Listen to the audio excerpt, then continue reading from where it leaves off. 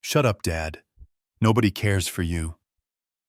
Those 7 words ended a relationship that had lasted 38 years. They hung in the air above the Thanksgiving turkey, sharper than the carving knife and colder than the November wind rattling the windows. My daughter Brittany screamed them at me, her face twisted into a mask of ugly entitlement that I did not recognize. She thought she was putting a senile old man in his place. She thought she was establishing dominance in the house I had built with my own hands. She had no idea that she was actually signing her own eviction notice. I did not scream back. I did not flip the table. I simply stood up, placed the house keys on the linen tablecloth, and walked out into the night. By the time she realized what my silence actually meant, the credit cards would be frozen, the locks would be changing, and her comfortable life would be nothing more than a memory. Before I tell you how I taught my ungrateful daughter and her parasite of a husband the most expensive lesson of their lives, please let me know where you are listening from in the comments below. Hit like and subscribe if you believe that respect is a two-way street, even between parents and children. The evening began as a charade of family unity. I sat at the far end of the long mahogany dining table, a piece of furniture I had purchased 20 years ago when my late wife Catherine was still alive. Back then, this table was the heart of a home filled with laughter and the smell of homemade apple pie. Now it felt like a boardroom table where a hostile takeover was taking place. I was 69 years old, a retired structural engineer, and in the eyes of my daughter Brittany and her husband Todd, I was nothing more than a piece of old furniture that took up too much space. The house was filled with people I barely knew. Todd had invited his business associates, a loud group of men in shiny suits who laughed too hard at unfunny jokes. They treated the house as if it were already theirs. Todd stood at the head of the table holding a glass of expensive wine that came from my cellar, holding court like a king. I watched him quietly. Todd was 40 years old, a real estate broker who spent more time talking about deals than actually closing them. He was currently bragging about a new luxury car he had driven into the driveway earlier that afternoon. He spoke loudly about the horsepower, the heated leather seats, and the envy of his colleagues.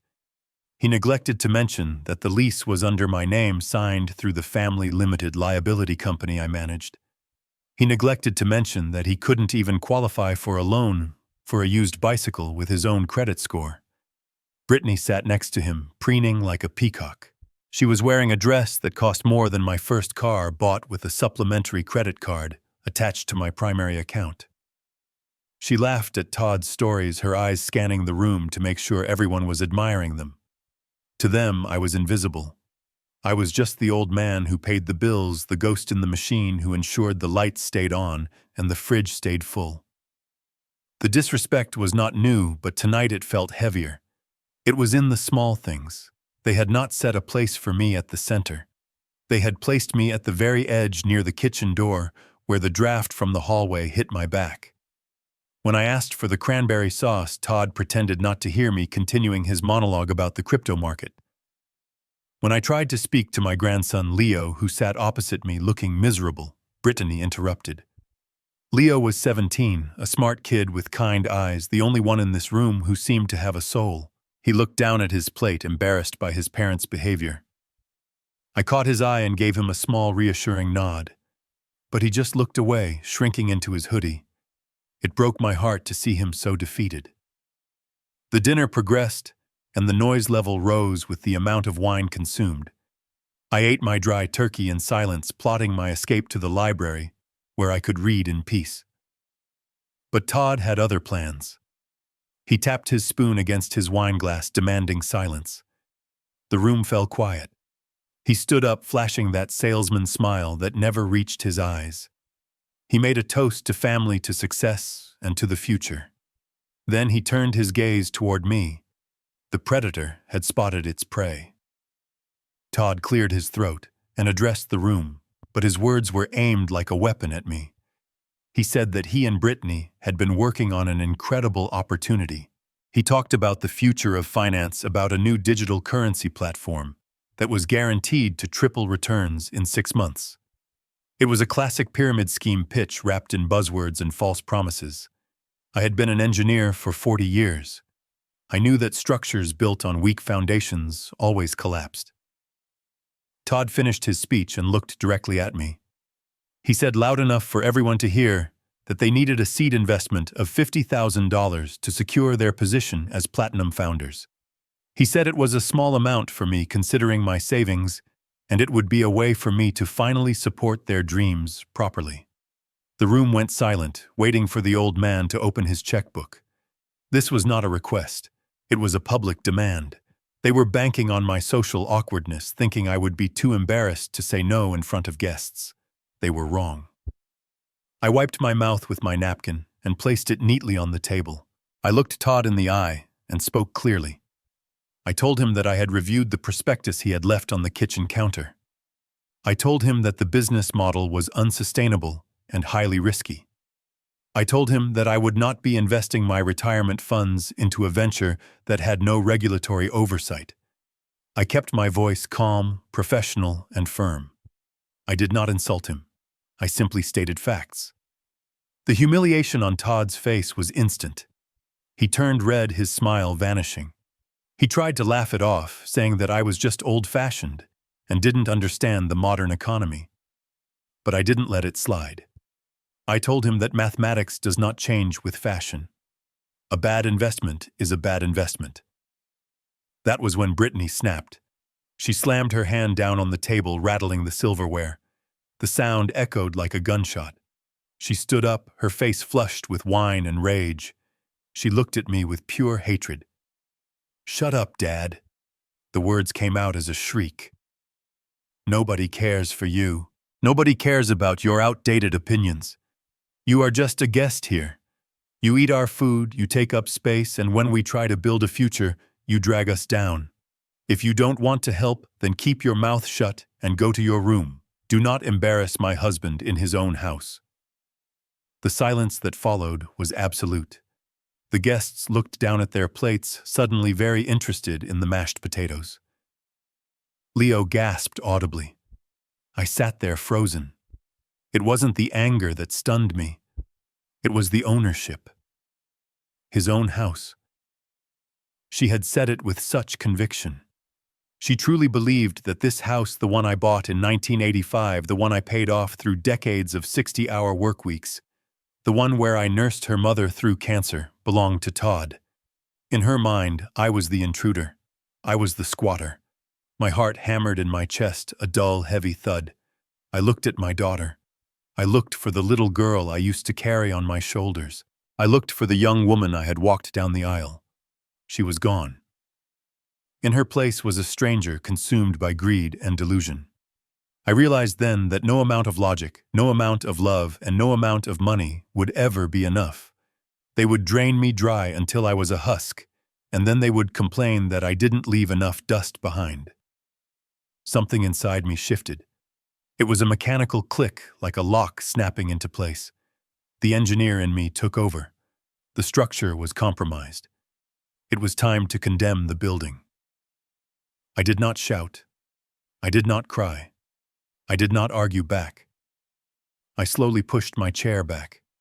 The scraping sound of the wood against the floor was the only noise in the room. I stood up to my full height. I smoothed the front of my jacket. I looked at Brittany. She was breathing heavily, challenging me with her eyes, daring me to fight back so she could play the victim. I denied her that satisfaction. I reached into my pocket and pulled out my keyring. On it were the car keys, the house keys, and a small silver key that opened my safety deposit box at the bank. I detached the house key. It was a brass key worn smooth by years of use. I held it up for a second, letting the light catch it. Then I dropped it onto the table. It landed with a soft clink next to the gravy boat. I slipped the car key and the safety deposit box key back into my pocket. Those were the keys to my freedom. The house key was just a symbol, and symbols can be changed. Brittany sneered at me. She said, "If you walk out that door, don't you dare come crawling back when you get lonely. We won't open it for you." Todd laughed a nervous, cruel sound. He said, "Let him go, babe. He needs to cool off. He'll be back for breakfast. He has nowhere else to go. They were so confident. They thought my world revolved around them. They thought I was trapped by my age and my loneliness. They didn't know about the clause in the living trust. They didn't know about the LLC structure. They didn't know that the power they thought they held was an illusion I had allowed them to maintain for the sake of peace. That peace was now over. I turned my back on them. I walked past Leo.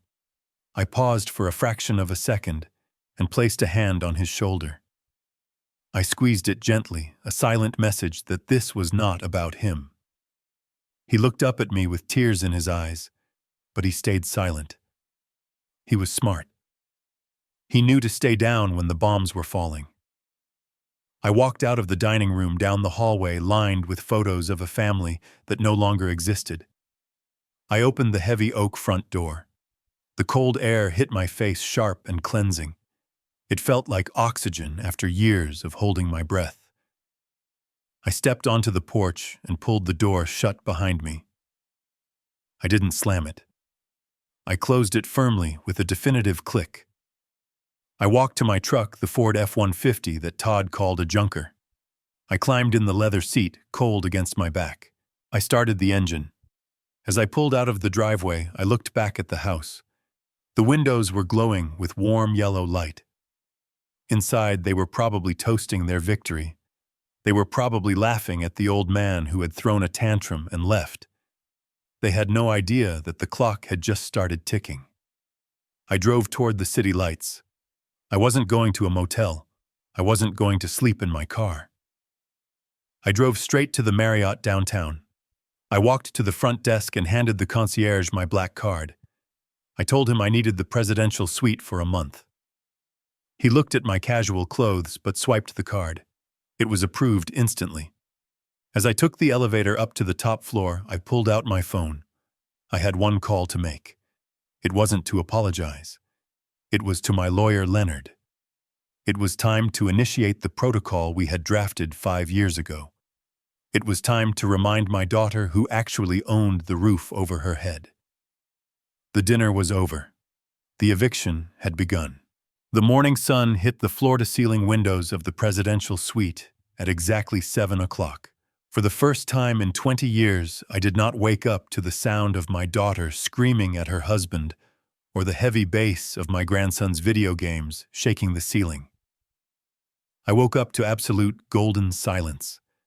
The sheets were Egyptian cotton, cool and crisp against my skin, a stark contrast to the lumpy mattress I had been sleeping on in the guest room back at the house. I lay there for a moment, just breathing. It is strange how we get used to carrying a heavy weight until the moment we finally set it down. I sat up and rang the service bell. Within 5 minutes, a young man named James rolled in a cart with a pot of Earl Grey tea, fresh fruit, and a warm croissant. He poured the tea with a grace that belonged in a different era. "Good morning, Mr. Fitzgerald," he said softly. "Is there anything else I can get for you today?" I looked at him. He was a stranger. I paid his wages through my hotel bill. Yet in 2 minutes he had shown me more respect than my own flesh and blood had shown me in 2 decades. I realized then that I had been buying the wrong kind of loyalty. I tipped him $50. He bowed and left without a sound. I took my tea to the balcony. From the 30th floor, the city looked like a circuit board, organized and logical. I felt a sense of clarity returning to my mind. For years, I had convinced myself that I stayed in that house because they needed me. I told myself that Brittany couldn't manage the bills, that Todd needed guidance, that Leo needed a grandfather. But standing there watching the traffic flow far below, I admitted the truth to myself. I hadn't stayed because they needed me. I stayed because I was afraid of being alone. But this solitude was not scary. It was empowering. I was surrounded by luxury that I had earned with 40 years of structural calculations and site inspections. I had millions in this bank assets and trust funds and a portfolio that grew while I slept. Yet for the last 10 years, I had been eating leftovers and asking permission to watch the news on my own television. I took a sip of tea. It tasted like freedom. While I was enjoying the view, a very different scene was unfolding 5 miles away in the suburbs. I know this because Leo told me later, his voice trembling with shame on the phone. Back at the house, the sun did not bring peace. It brought destruction. Todd had woken up at noon with a hangover and a God complex. He didn't even wait to drink a glass of water before he was on the phone. He wasn't calling to check if I was okay. He wasn't calling the police to report a missing person. He was calling a contractor buddy of his, a man who did cheap work for cash. By 1 o'clock, a white van had pulled up onto the driveway, leaking oil onto the pavers I had installed myself. Todd stood on the front porch, wearing his bathrobe, pointing at the window of my room, like a general commanding a battlefield. "Tear it all down," he shouted loud enough for the neighbors to hear. "I want that wall gone by dinner. We need an open concept for the gym." Brittany was right there beside him, holding a cup of coffee, nodding enthusiastically. She wasn't worried about where her father had slept the night before. She was scrolling through Pinterest on her phone, looking at expensive treadmills and yoga mats. She told the contractors to be careful with the crown molding in the hallway, but not to worry about anything inside the room. "Just trash it," she said. "It's all old junk anyway." They didn't even pack my things in boxes. They used heavy-duty black garbage bags. I had a drafting table in the corner of that room, a vintage piece made of solid oak, where I had designed bridges that were still standing in 3 different states. The contractors threw his tools on top of it, scratching the wood, before dragging it out to the curb like firewood. My books, first editions of engineering classics and history, were swept off the shelves with a careless arm and dumped into the bags. Framed photographs of Catherine, my late wife, were tossed in with the dust and the debris. The glass on one of the frames cracked, splitting her smile in 2. Leo tried to stop them. He ran into the room and grabbed a handful of my books, clutching them to his chest. But Todd just laughed. He told the boy to get out of the way of progress. He said that Grandpa didn't need books anymore where he was going, implying that I was likely wandering the streets or checking into a nursing home. The sound of the sledgehammer hitting the drywall echoed through the house. Whack, whack, whack. Each swing was a statement. They were erasing me. They weren't just repurposing a room. They were exorcising a ghost. With every piece of plaster that fell, they felt more powerful. Todd turned up the music on the stereo system, blasting rock music to drown out the noise of the demolition. He high-fived the contractor as the wall finally gave way, revealing the studs. "Look at that space," he yelled. "Imagine the mirrors on this wall. It's going to be world-class." They were high on the adrenaline of theft.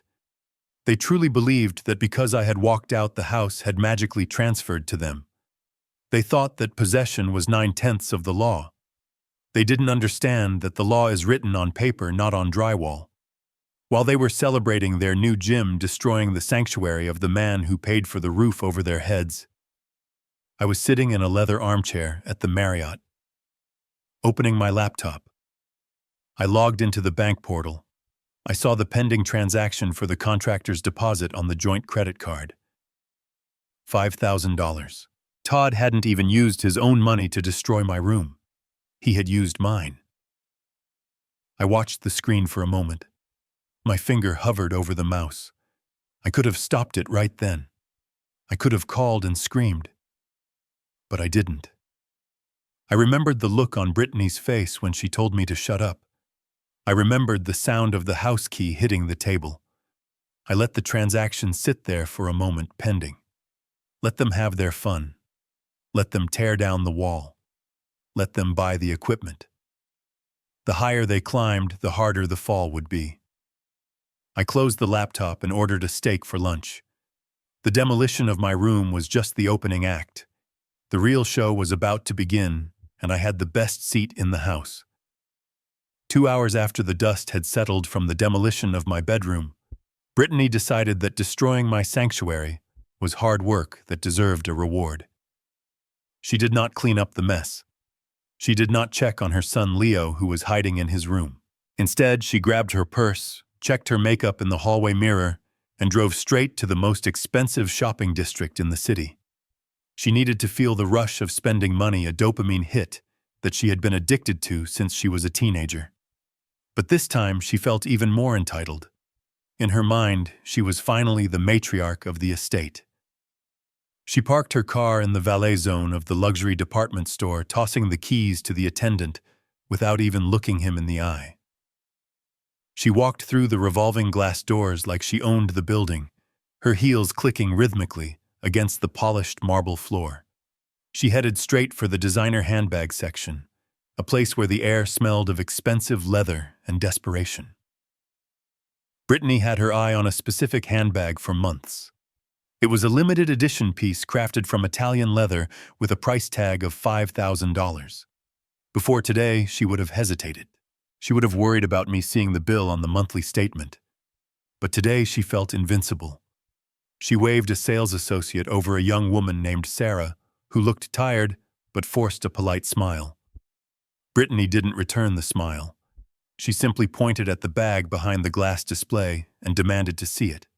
She critiqued the stitching, made a snide comment about the lighting in the store, and treated Sarah like a personal servant. She tried on 3 different silk scarves, discarding them on the counter in a messy pile for someone else to clean up. She picked out a pair of sunglasses that cost more than a mortgage payment. She was manic, grabbing items not because she needed them, but because she could. She was filling the empty space inside her soul with material things, convinced that this was what happiness looked like. After 45 minutes of terrorizing the staff, she approached the register. The pile of goods on the counter totaled nearly $7,000. The sales associate began to scan the items, her hands shaking slightly under Brittany's impatient glare. Brittany tapped her fingernails against the glass countertop, checking her watch, sighing loudly to let everyone in the queue know that her time was more valuable than theirs. When the total flashed on the screen, Brittany didn't even blink. She reached into her purse and pulled out the black card. It was a heavy titanium card that carried my name on the front and hers on the back as an authorized user. It was a symbol of unlimited purchasing power, a key that had opened every door for her entire adult life. She handed it to the cashier with a smirk, already thinking about how she would post a photo of her haul on social media. The cashier swiped the card. There was a pause, a long, uncomfortable silence that seemed to stretch for eternity. Then a sharp electronic beep echoed through the quiet store. The cashier frowned, looked at the screen, and then swiped the card again. Beep. Brittany rolled her eyes. She told the girl to stop being incompetent and run it manually. She said the chip was probably dirty. The cashier, now looking nervous, typed in the numbers. Beep.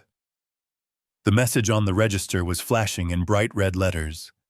Declined. Do not honor. Pick up card. The cashier looked up, her face flushing with embarrassment. I am so sorry, ma'am, she whispered, trying to be discreet. The system says the transaction has been declined. Brittany laughed. It was a loud, incredulous sound. She said that was impossible. She said there was no limit on that card. She demanded that they try again. When the cashier refused, Brittany snatched the card back and dug into her wallet. She pulled out the backup Visa. Declined. She pulled out the American Express Gold. Declined. She pulled out the emergency debit card I had given her for household expenses. Declined. One by one, her plastic lifelines were rejected. The line behind her began to murmur. People were staring. The shame started to creep up her neck, turning her skin blotchy and red. She wasn't the queen of the store anymore. She was just a woman with a pile of things she couldn't pay for. Furious, she pulled out her phone. She dialed the customer service number on the back of the black card, putting it on speakerphone so the incompetent cashier could hear the bank apologize to her. The automated voice asked for her security code. She punched it in. Then a human representative came on the line.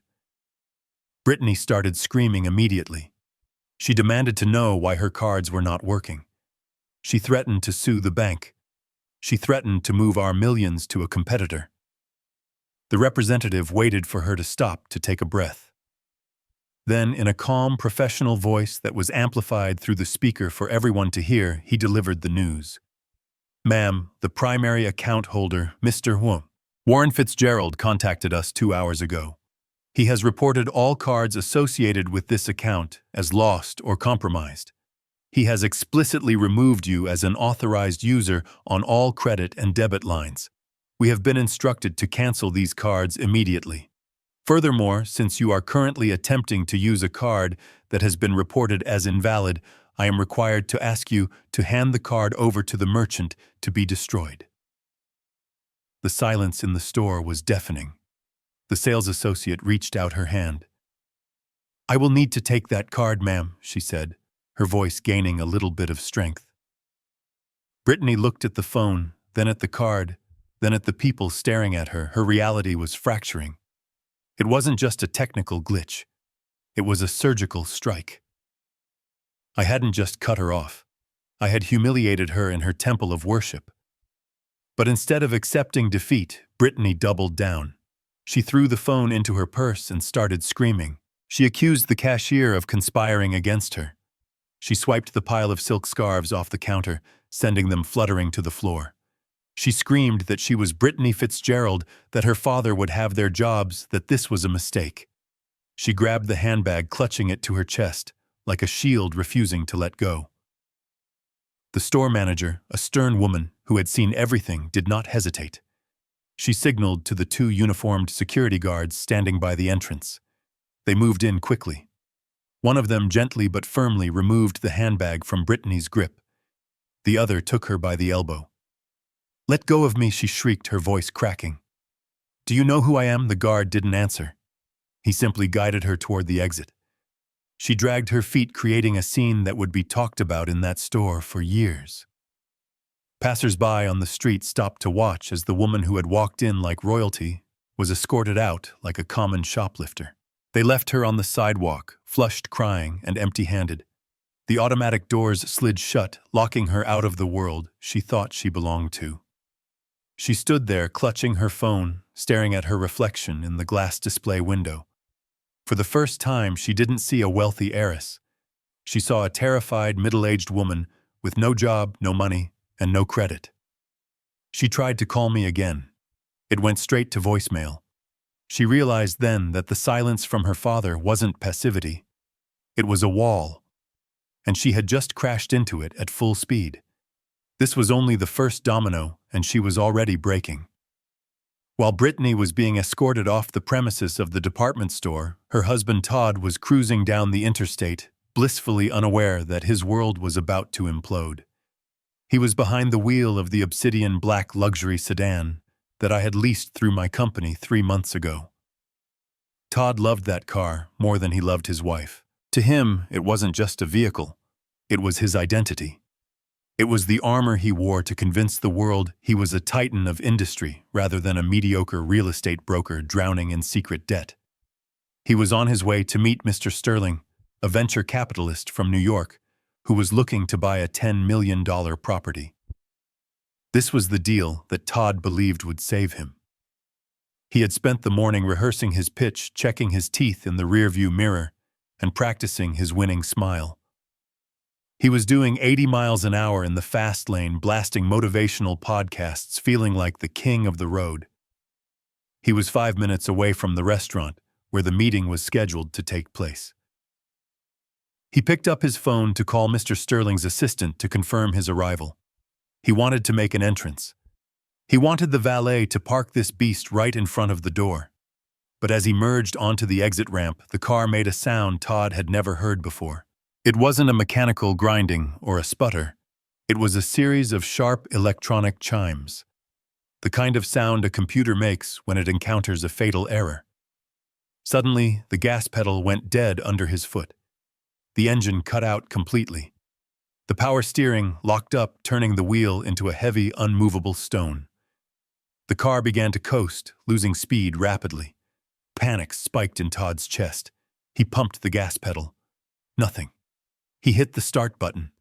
Nothing.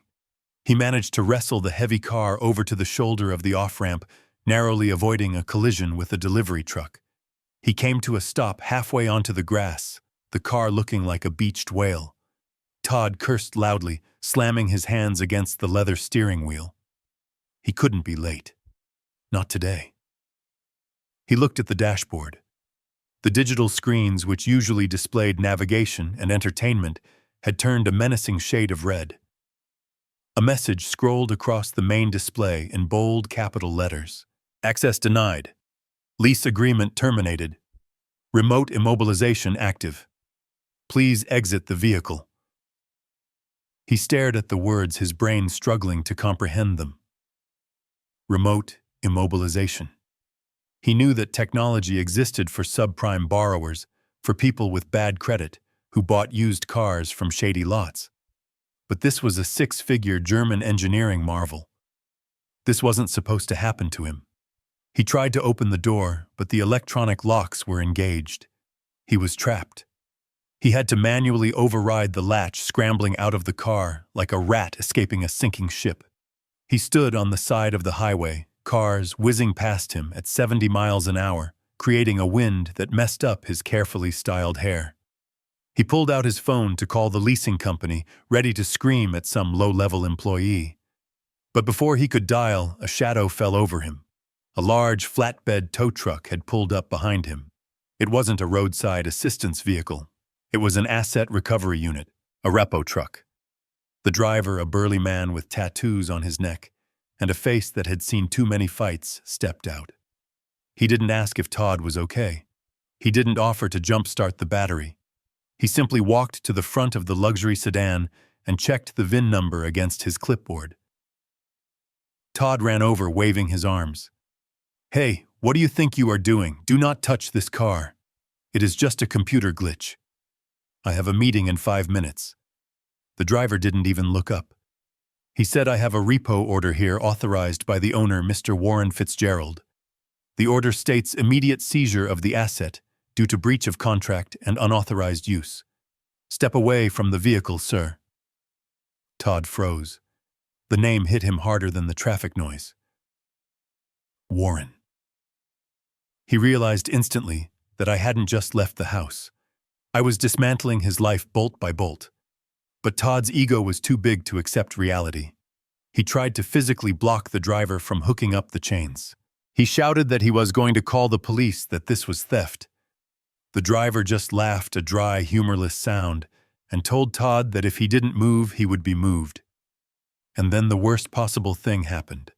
A sleek silver Bentley pulled up slowly alongside the breakdown lane. The window rolled down. It was Mr. Sterling, the client, the man who was supposed to hand Todd a $10 million commission.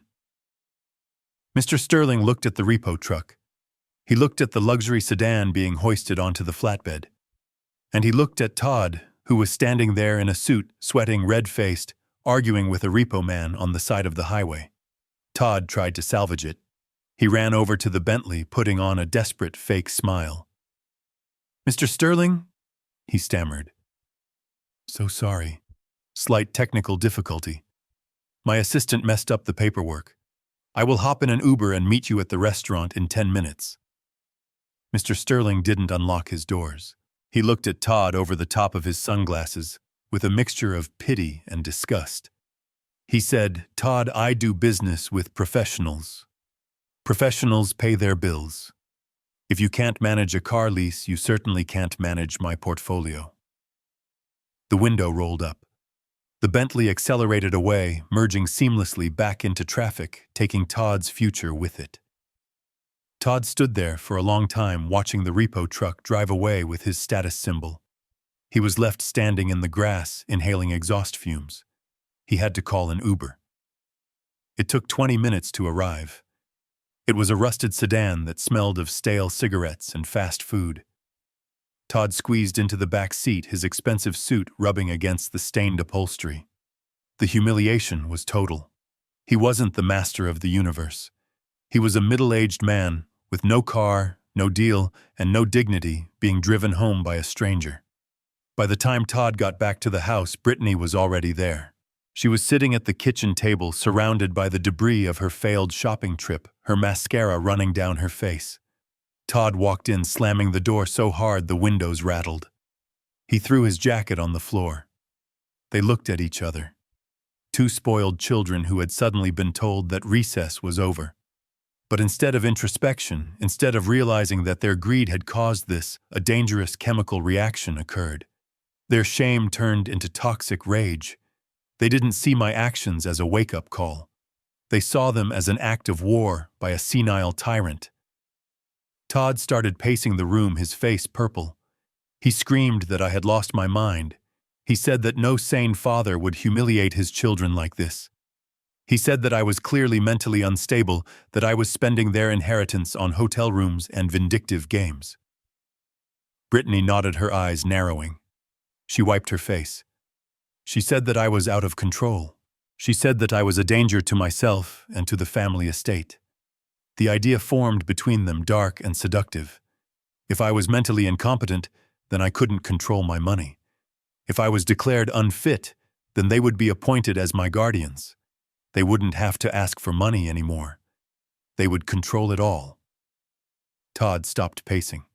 He looked at Brittany. "We need a lawyer," he said. "Not a real estate lawyer. We need someone who specializes in elder law and conservatorships. We are going to take the power back." They didn't plan to apologize. They planned to have me committed. The dominoes were falling faster now, leading straight to a courtroom where they would try to steal my very soul. The silence that fell over the house after Todd returned was not the silence of reflection. It was the silence of a pressure cooker waiting to explode. Most children, upon realizing they had pushed their parents too far, would feel a pang of guilt. They would pick up the phone. They would drive to the hotel. They would beg for forgiveness. But Brittany and Todd were not most children. They were addicts, addicted to a lifestyle they had not earned, and like any addict whose supply has been cut off, they did not look inward.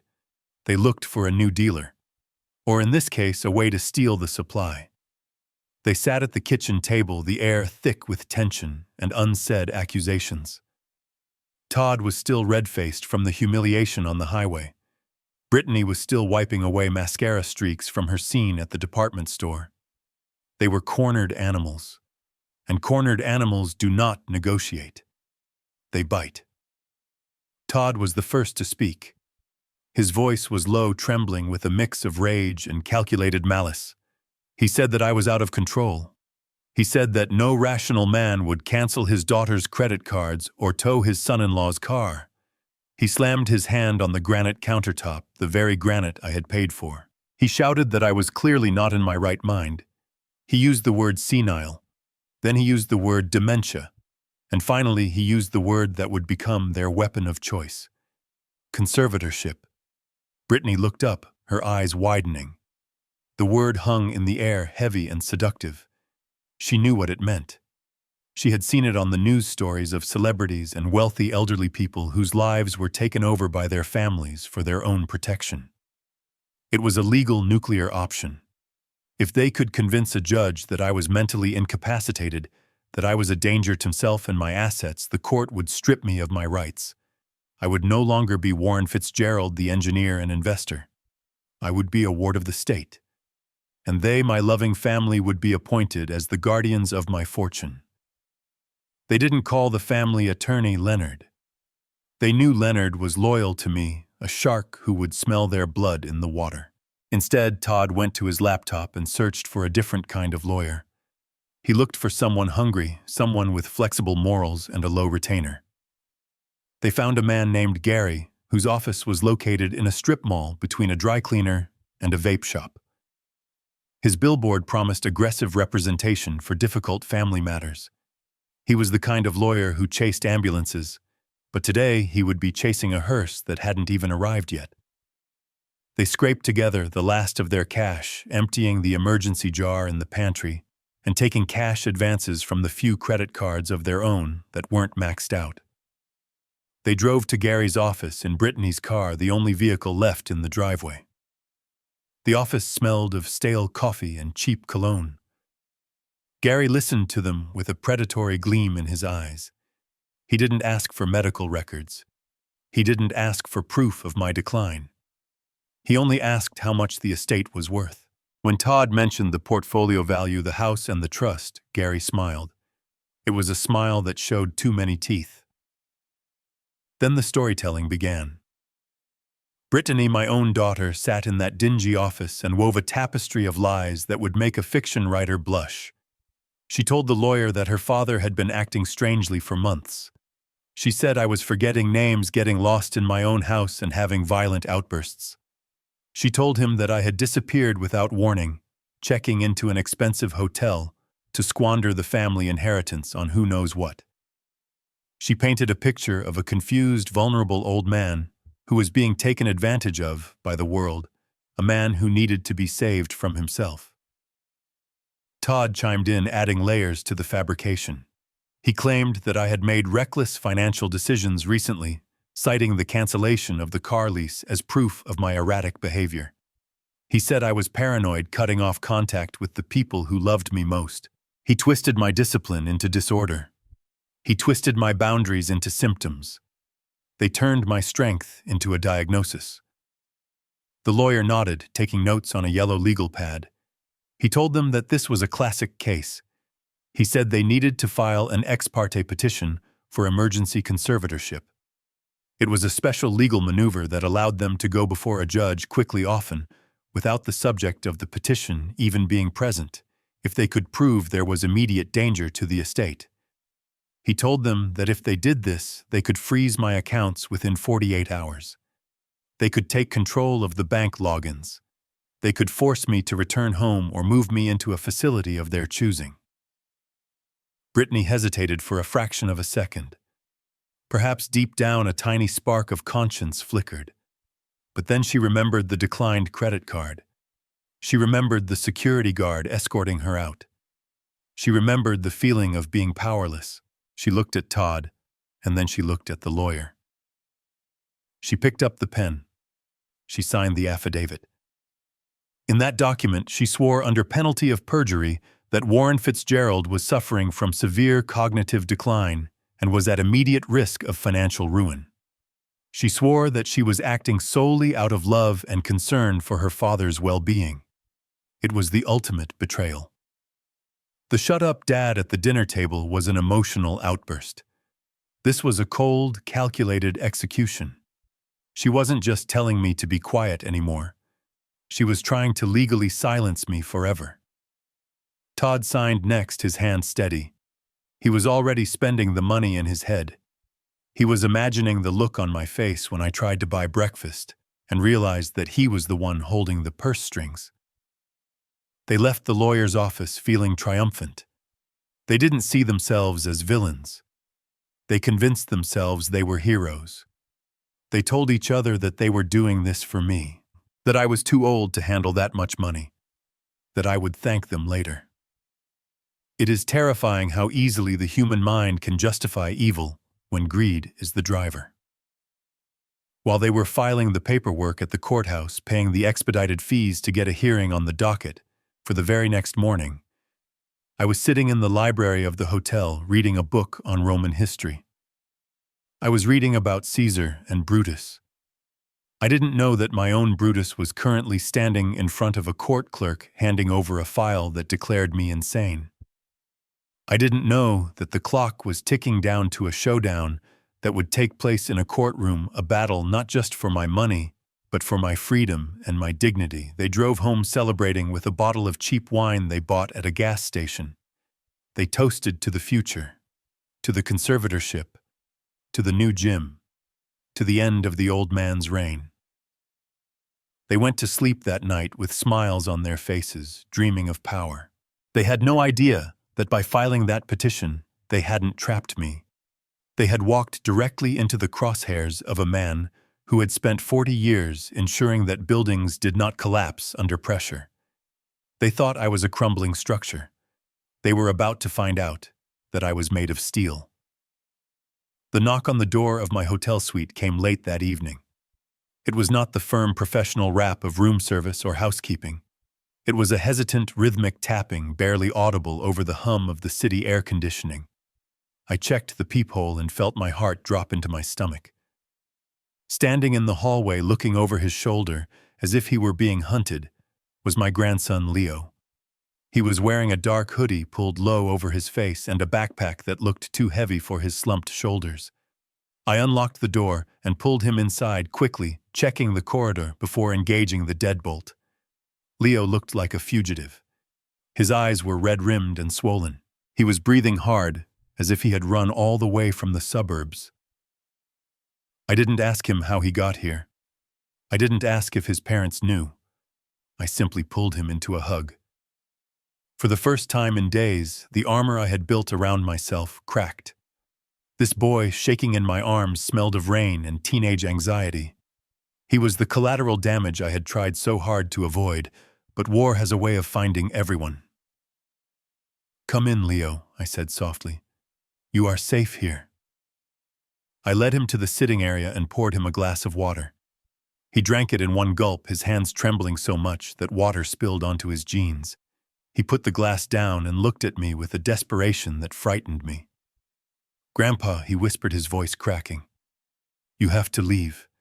You have to go somewhere they can't find you. They are coming for you." I sat down opposite him, leaning forward, keeping my voice steady to anchor him. "Who is coming, Leo? Tell me exactly what happened."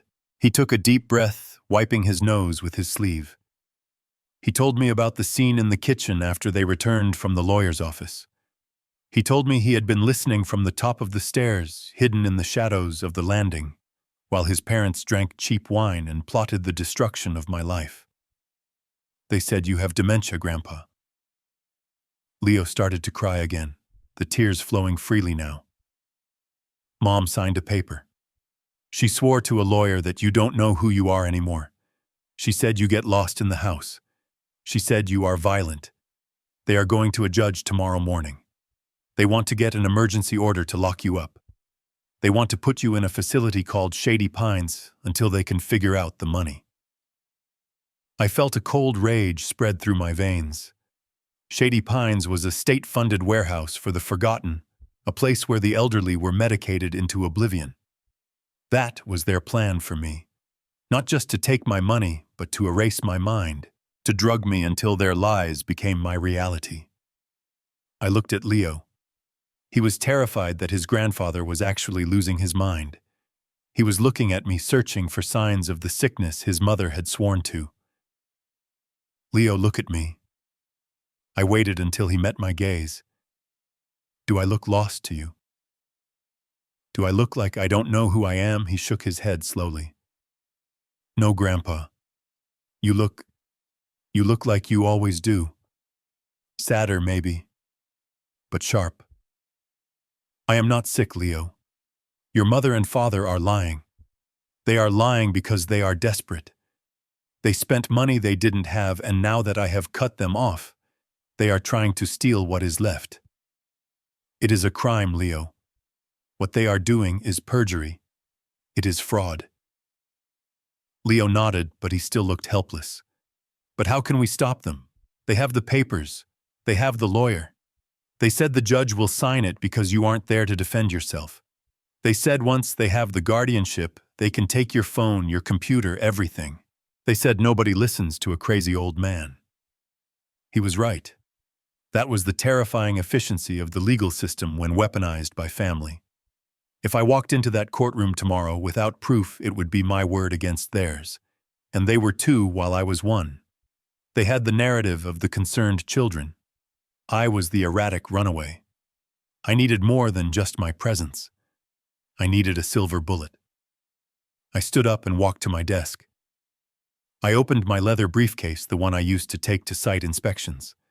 Inside, nestled in a velvet pocket, was a sleek black ballpoint pen. It looked like an expensive writing instrument, something a businessman would use to sign contracts. But it was more than that. It was a high-fidelity digital voice recorder capable of capturing a whisper from across a room. I had used it for years to record engineering meetings and verbal agreements on construction sites. I walked back to Leo and held the pen out to him. He looked at it, confused. "What is this?" he asked. "This," I said, placing it in his hand, "is how we save the truth. This is not just a pen, Leo. It is a recorder. See this silver clip at the top? If you slide it down just a millimeter, it starts recording. No lights, no beeps. It looks completely innocent. It can record for 12 hours straight." Leo looked at the pen, then up at me, his eyes widening as he realized what I was asking him to do. "You want me to spy on them," he whispered. I knelt down in front of him, so we were eye to eye. "I am not asking you to be a spy, Leo. I am asking you to be a witness. Tonight when you go home, they will be celebrating. They will be talking about their plan. They will be talking about the money. They will be talking about the lies they told the lawyer. I need you to put this pen in your shirt pocket or leave it on the kitchen counter while you get a glass of milk. I need you to catch them saying the truth." I saw the conflict in his face. He was a good kid. He had been raised to respect his parents even when they didn't deserve it. Asking a son to entrap his mother and father was a heavy burden. I had to make him understand that this wasn't betrayal. This was a rescue mission. "Leo, listen to me carefully. If they succeed tomorrow, they will put me in a home where I will die alone. They will take the money that was meant for your college, for your future, and they will waste it on cars and vacations. And when the money is gone and I am gone, they will turn on each other. If you do this, you aren't destroying the family. You are stopping a crime. You are saving me." Leo gripped the pen tightly. His knuckles turned white. He thought about the demolished room. He thought about the way his father had laughed at his books being thrown in trash bags. He thought about his mother screaming at me at the dinner table. He took a deep breath, and I saw the boy vanish and a young man appear. "I'll do it, Grandpa." He put the pen in his pocket. "They are ordering pizza tonight. They said they need to strategize for the hearing. They think I'm asleep in my room." "Good." I stood up and put a hand on his shoulder. "You are brave, Leo. Braver than I was at your age. Now you need to go back before they realize you are gone. Take an Uber. Here is cash. Do not use your card." And Leo. He stopped at the door, his hand on the latch. "Be careful. Act normal. If they ask where you were, say you went for a walk to clear your head. Don't let them see you fear. Fear makes bullies aggressive." He nodded, pulled his hood back up, and slipped out into the hallway. I watched him go, a 17-year-old soldier marching into enemy territory, armed with nothing but a ballpoint pen. I locked the door and leaned my forehead against the cool wood. I hated Todd and Brittany for many things, for their greed, for their cruelty, for their disrespect. But I hated them most for this, for forcing an innocent boy to choose sides, for making him carry the weight of their sins. I went back to the window and looked out at the city. The rain had started to fall, blurring the lights.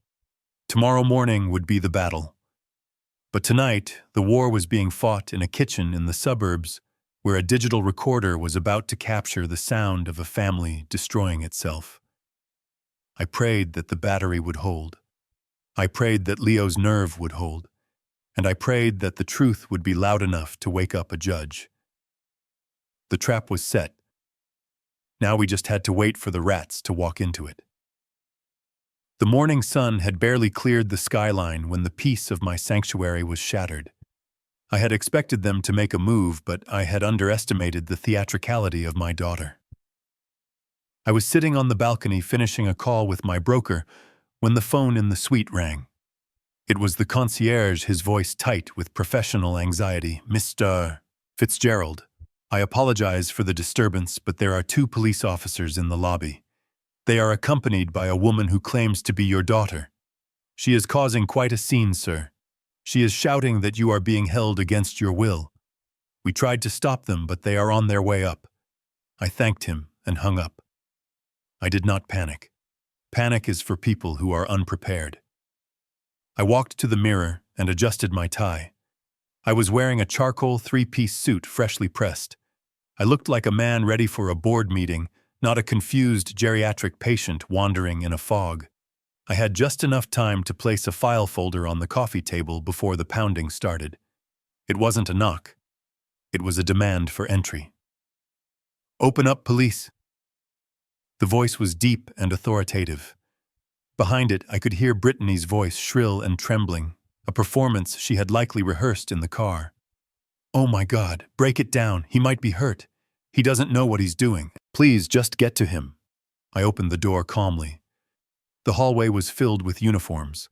2 officers stood with their hands near their holsters, adrenaline pumping, expecting a hostage situation or a medical emergency. Behind them stood Brittany. She was dressed in sweatpants and a frantic expression, playing the role of the terrified child to perfection. When she saw me, she let out a gasp that was a little too loud to be genuine. "Daddy." She pushed past the officers, reaching for me with grasping hands. "Oh, thank God. Are you okay? Do you know who I am? We have been so worried. You just vanished." She tried to hug me, to physically claim me, but I took a step back. The movement was small, but it created a chasm between us. I looked at the officers. "Good morning, gentlemen," I said, my voice steady and low. "Is there a reason you are banging on my door like this is a drug raid?" The lead officer, a man named Sergeant Miller according to his badge, looked from me to Brittany, and then back to me. He lowered his hand from his belt. "Sir, we received a 911 call reporting a missing person at risk. The caller stated that you suffer from advanced dementia and were potentially being exploited or held against your will at this location. We are here to perform a wellness check." Brittany jumped in before I could answer. "He is confused, officer. Look at him. He thinks he is on a business trip. He doesn't even know he ran away from home 3 days ago. We need to get him to the hospital immediately. Grab his arms, please. He can be violent when he is disoriented." She was trying to direct the scene, trying to force the officers to see what she wanted them to see. But Sergeant Miller was a veteran. He had seen enough domestic disputes to know that reality rarely matched the initial call. He looked at the SWAT behind me. He saw the made bed. He saw the laptop open on the desk with stock charts running. He saw the silver tea service on the table. And he saw me standing straight, looking him in the eye with absolute clarity. "Ma'am, step back," Miller said, his voice firm. "I need to speak to your father alone for a moment." "No." "You can't leave him alone," Brittany shrieked. "He will lie. He makes things up. That is part of the disease, Brittany," I said. It was the first time I had spoken her name. It wasn't a shout. It was a command. "Stop this charade. You are embarrassing yourself." She froze. The venom in her eyes bubbled up, but she clamped her mouth shut. Sergeant Miller stepped into the room, signaling his partner to stay at the door with my daughter. He walked around the suite, his eyes scanning for empty liquor bottles, pill containers, or any sign of the chaos Brittany had described. He found nothing but order. "Mr. Fitzgerald," Miller said, turning back to me, "your daughter seems convinced that you are unable to care for yourself. She claims you have a history of cognitive decline." "Is there any truth to that?" I gestured to the armchair. "Please sit down, Sergeant. Would you like some tea?" "It is Earl Grey." He hesitated, then sat. I poured a cup, my hands steady as a surgeon's. I handed it to him. Then I picked up the file folder from the coffee table and slid it across the marble surface. "I anticipated this, Sergeant," I said. "My daughter and her husband are currently upset because I have cut off their financial access. When people lose access to money they did not earn, they tend to become desperate. I knew they would try to weaponize my age against me." Miller opened the folder. Inside was a 10-page medical report. It was dated 8 o'clock this morning. "I visited Dr. Aris, the chief of neurology at City General, just a few hours ago," I explained. "I underwent a full cognitive battery, a mini mental state examination, and an MRI scan. As you can read in the summary on page 1, Dr. Aris concludes that my cognitive function is not only normal for my age, but exceptional. I am fully competent, fully oriented, and acting of my own free will." Miller read the document. He looked at the timestamp. He looked at the doctor's signature. He let out a long breath, the tension leaving his shoulders. He realized he had been played. He closed the folder and stood up. "Mr. Fitzgerald, I apologize for the intrusion. It appears we were given inaccurate information." He walked back to the door. Brittany was waiting there, a smug smile on her face, expecting to see me in handcuffs or a straitjacket. "Well," she asked, "is he ready to go?" The officer looked at her with a mixture of annoyance and pity. "Ma'am, your father is fine. He is lucid, he is calm, and he has medical documentation from this morning proving he is perfectly healthy. There is no kidnapping here. There is no emergency." Brittany's face crumbled. "What? That is a fake. He forged it." "You can't leave him here. He is crazy, ma'am. That is enough," Miller warned. "Filing a false police report is a crime. Wasting police resources is a crime. If you continue to scream, I will have to escort you out of this hotel in handcuffs. Do you understand?" Brittany looked at me. I was standing by the window sipping my tea. I didn't smile. I didn't gloat. I just looked at her with disappointment. She realized then that the police were not her personal goon squad. She had overplayed her hand. She spun around and stormed down the hallway, her heels striking the floor like hammer blows. The officers left, closing the door softly behind them. I was alone again. But the victory was short-lived. I knew this wasn't the end. The police were just the blunt instrument. Now that the blunt instrument had failed, they would switch to the scalpel. 2 hours later, a man in a cheap suit knocked on my door. He didn't look like a police officer. He looked like a bored bureaucrat. He asked if I was Warren Fitzgerald. When I nodded, he shoved a thick envelope into my chest. "You have been served," he mumbled, and walked away before I could even say a word. I opened the envelope. It was the petition for emergency conservatorship. Even though the police had cleared me, the court hearing was already scheduled. Brittany and Todd had filed the paperwork before the police even arrived. They had thrown everything at the wall, hoping something would stick. The hearing was set for tomorrow morning at 9 o'clock. The document was filled with lies, twisting every interaction we had ever had into a symptom of madness. I sat down at the desk and called Leonard. "It has begun," I told him. "They served me." I could hear Leonard shifting papers on the other end. "Good," he said, his voice sharp and eager. "Let them come. They think this is a family dispute. They don't realize they are walking into a legal slaughterhouse. Bring the medical report. Bring the financial records. And Warren, bring the recording from Leo." I looked at the small black device Leo had slipped under my door early that morning before school. I hadn't listened to it yet. I was afraid of what I might hear. But now, holding the court summons in my hand, I knew I had no choice. I needed ammunition. I pressed play. The voice of my daughter filled the room, tinny and distorted, but unmistakable. It was recorded the night before while they were eating pizza in the kitchen. "We just need to stall him," Brittany's voice said. "Once the judge signs the paper, we get power of attorney. We can liquidate the investment account to pay off your debts, Todd. And then we can put him in Shady Pines. It is cheaper than home care. Who cares if he hates it? He won't remember it in a month anyway." I stopped the recording. My hand was shaking. Not from fear, not from age, but from a profound, icy sorrow.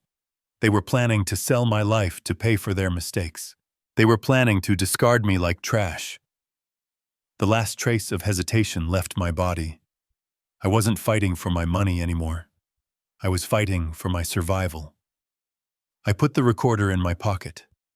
I put the medical report in my briefcase. I went to the closet and picked out my best suit for tomorrow. Dark navy. A power suit. Tonight, I would sleep. Tomorrow, I would go to court. And I would show them that the old man they wanted to silence still had a voice that could shake the foundations of their world.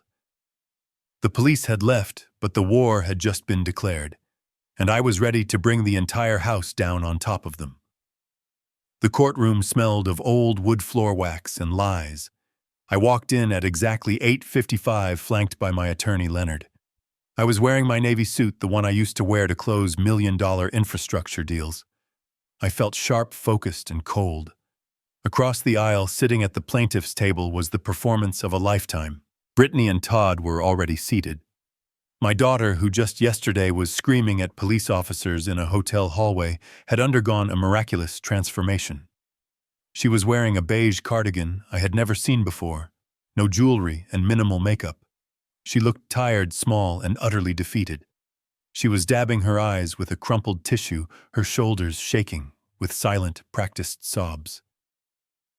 Todd sat next to her, his hand resting protectively on her back, looking solemn and concerned, like a man carrying the weight of the world. If I didn't know them, if I didn't know the venom that ran through their veins, I might have felt sorry for them myself. The judge, a stern woman with gray hair and glasses perched on the end of her nose, called the session to order. She looked at the petition in front of her, then at me, then at the weeping woman. I could see the sympathy in her eyes. Judges are human after all. They see elderly people in decline every day. They are conditioned to believe the grieving family. Brittany and Todd were counting on that. They were banking on the narrative of the tragic decline. Their lawyer Gary stood up. He buttoned his cheap suit jacket and approached the bench. He began his opening statement with a voice dripping with synthetic sorrow. "Your Honor," he said, "we are here today with heavy hearts. This is not a dispute over money. This is a rescue mission. My clients, Mr. and Mrs. Miller, are terrified for the safety of their father, Warren Fitzgerald. Over the past 6 months, they have watched a brilliant man, a pillar of the community, slowly succumb to the ravages of dementia." I sat stone-faced, my hands folded on the table. Leonard nudged my knee under the table, a silent signal to remain calm. I listened as Gary spun a web of fabrication that was breathtaking in its audacity. He told the judge that I had been forgetting names. He claimed I had left the gas stove on 3 times in the last month, endangering the lives of my grandchildren. He said I had started talking to my dead wife, having full conversations with empty chairs. He described my decision to move to the hotel not as an escape from abuse, but as a fugue state, a wandering episode where I didn't know where I was or what I was doing. Then he called Brittany to the stand. She walked up slowly, clutching her tissue like a lifeline. She took the oath, swearing to tell the truth, the whole truth, and nothing but the truth. The irony was thick enough to choke on. Gary asked her to describe the incident at the dinner table. Brittany took a deep, shuddering breath. "It was terrible," she whispered, her voice trembling just enough to be audible. "We were having a nice family dinner. We were talking about Leo's school. Suddenly, Dad just snapped. He started screaming at us. He said we were stealing from him. He threw his plate on the floor. He was speaking gibberish. Your Honor, he didn't know who we were. He looked at me, his own daughter, with total blankness. I tried to calm him down, but he ran out of the house. He got in his truck and drove off into the night. We were so scared he would crash. We called his phone all night, but he wouldn't answer." She looked at me, then tears streaming down her face. "Dad, if you can understand me, please come home. We just want to take care of you. We love you so much." The courtroom was silent. I could feel the eyes of the bailiff, the court reporter, and even the judge fixed on me. They saw a confused old man who had forgotten the love of his family. Brittany continued her testimony, gaining confidence with every lie. She talked about the money. She said I had been spending thousands of dollars on bizarre items online, that I was being scammed by internet predators, and that they needed the conservatorship to stop me from bankrupting the estate. She painted herself as the martyr, the daughter who had sacrificed her own happiness to care for her ailing father, only to be rejected by his disease. Todd watched her from the table, nodding gravely at every point. He looked like the supportive husband, but I saw the greed in his eyes. He was doing the math in his head. Every tear Brittany shed was bringing him closer to my bank accounts. Every lie she told was a brick in the wall they were building around me. They were painting a portrait of a man who no longer existed, erasing my 40 years of competence and replacing it with a caricature of senility. The lawyer asked Brittany one final question. "Mrs. Miller, do you believe your father is capable of managing his own affairs?" Brittany looked directly at the judge. "No, Your Honor," she said firmly. "He is a danger to himself. If he is left alone with that much money and no supervision, he will lose everything. Or worse, he will hurt himself. I am asking the court to grant us emergency guardianship so we can bring him home and get him the medical help he so desperately needs. We have already found a facility, Shady Pines, that specializes in his condition. We just want him safe." She stepped down from the stand, wiping her face, and returned to her seat. Todd squeezed her hand. Gary looked at the judge with a somber expression, resting his case. The air in the room was heavy. The picture they had painted was complete. To an outsider, it was a slam-dunk case. A loving daughter, a confused father, a desperate need for intervention. The judge looked at me. Her expression was pitying. I could see she was ready to sign the papers. She was ready to hand my life over to the wolves dressed in sheep's clothing. Leonard leaned over to me. "It's time, Warren," he whispered. I nodded. I didn't feel fear anymore. I felt a cold, hard resolve. I picked up my briefcase. I felt the weight of the medical report and the digital recorder inside. They had told their story. They had played their part. Now it was my turn. And unlike them, I didn't need to act. I just needed to press play. The air in the courtroom was so thick with their lies that I found it difficult to breathe. The judge was looking at me, her pen hovering over the order that would strip me of my rights, and I could see the decision forming behind her eyes. She was a compassionate woman, and she had been manipulated into believing that signing this paper was an act of mercy. Brittany and Todd were holding hands, their heads bowed in a pose of sorrowful anticipation. They thought they had won. They thought the performance was over and the curtain was falling on the old man's independence. They were already spending the money in their minds, imagining the freedom that would come with my imprisonment.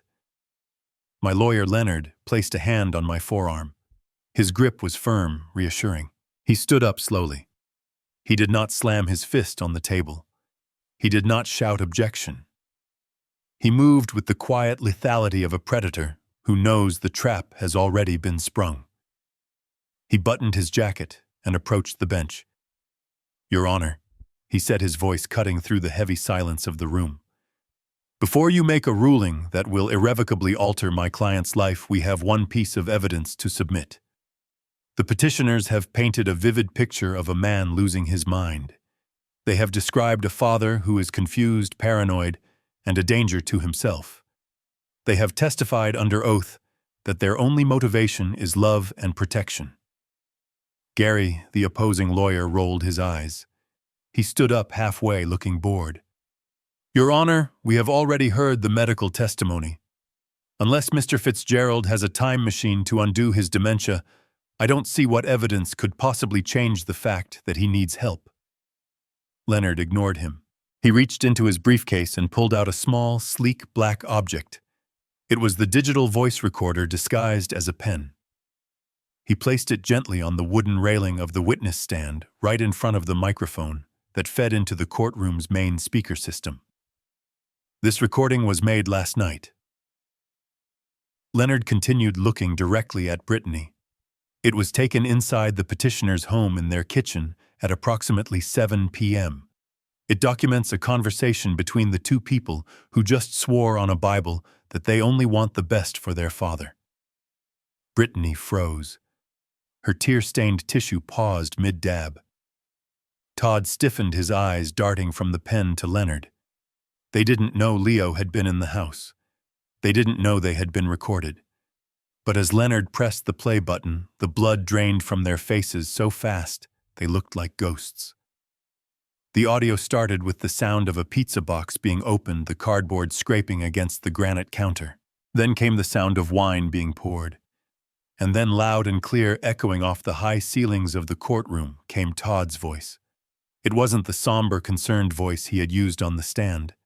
It was arrogant, slurring slightly, and filled with a hateful glee. "We got him, babe." The lawyer said, "It is a done deal. Once the judge signs that emergency order, we get power of attorney immediately. We can access the main checking account by noon tomorrow." Then came Brittany's laugh. It was a cruel, sharp sound that made the stenographer stop typing and look up in shock. "I know. Did you see his face when the police came? God, he looked so pathetic. But we have to move fast, Todd. We need to liquidate the liquid assets before he tries to appeal." The courtroom was deathly silent. The only sound was the recording amplifying the greed of my own flesh and blood. On the tape, Todd spoke again. "What about the facility? Gary said we need to show the court we have a placement arranged." Brittany's voice replied, dripping with disdain. "Oh, I called that place Shady Pines, the one on the edge of town next to the landfill. It is miserable, Todd. It smells like bleach and boiled cabbage. It is the cheapest one in the state. But it is secure. We can dump him there and tell the court it is a specialized memory care unit. He will be so medicated he won't know the difference between a palace and a prison." In the recording, Todd laughed, the sound of a man who thinks he has gotten away with murder. "Perfect. That saves us about $6,000 a month compared to the other place. So with the savings and the liquidation we are looking at, what, $3 million free and clear?" Brittany's voice dropped to a conspiratorial whisper, but the high-quality microphone picked up every syllable. 3.5, plus the house. We can finally get that yacht, Todd. The 40-footer we saw at the boat show. We can name it Freedom. Freedom from the old man. I am so sick of pretending to care about his stories. I am so sick of looking at his old face. He should have just died when Mom did. It would have made everything so much easier. Leonard pressed the stop button. The click echoed like a gunshot. For a moment, nobody moved. The silence that followed was not the heavy silence of the beginning of the hearing. It was a shocked, horrified silence. It was the kind of silence that happens when a monster takes off its mask. I looked at the judge. Judge Harrison was no longer looking at me with pity. She had taken off her reading glasses, and her hand was trembling slightly as she placed them on the desk. Her face, usually pale and composed, was turning a deep, violent shade of purple. The veins in her neck were visible. She was staring at Brittany and Todd with an expression of pure, unadulterated disgust. Brittany was gripping the edge of the plaintiff's table so hard her knuckles were white. Her mouth was opening and closing, but no sound was coming out. She looked at her lawyer Gary for help, but Gary was physically distancing himself from them. He had taken a step back, closing his folder, looking at the ceiling.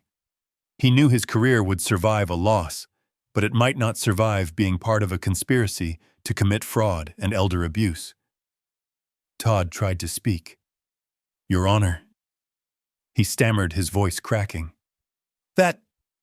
That is taken out of context. That is a deep fake. Technology these days." "Sit down." Judge Harrison's voice was a thunderclap. It boomed through the courtroom, making everyone jump. She stood up, leaning over the bench, her black robe billowing like the wings of an avenging angel. "I have sat on this bench for 20 years. I have heard liars, thieves, and murderers. But I have rarely witnessed such a vile, calculated, and heartless display of greed as I have heard in this courtroom today." She picked up the petition for conservatorship, the document that Brittany had cried over just 10 minutes ago. She held it up for the room to see. "You came into my court," she continued, her voice shaking with rage. "You swore an oath. You used the law, a system designed to protect the vulnerable, as a weapon to enslave your own father. You sat there and wept crocodile tears about his health, while plotting to throw him into a substandard facility so you could buy a boat. You described him as a burden. You wished him dead. Brittany began to sob, but this time it was real. It was the ugly, hysterical crying of a child who has been caught. I didn't mean it. I was stressed. We were drinking. It was just a joke, a joke. The judge threw the paper down. Is perjury a joke to you? Mrs. Miller, is fraud a joke? Is stripping a citizen of his civil liberties a joke? You didn't just lie to me. You insulted this court. You insulted the memory of every actual victim of dementia who needs protection. She turned her gaze to me. Her expression softened, returning to the professional respect I deserved. Mr. Fitzgerald, she said, I offer you my deepest apologies.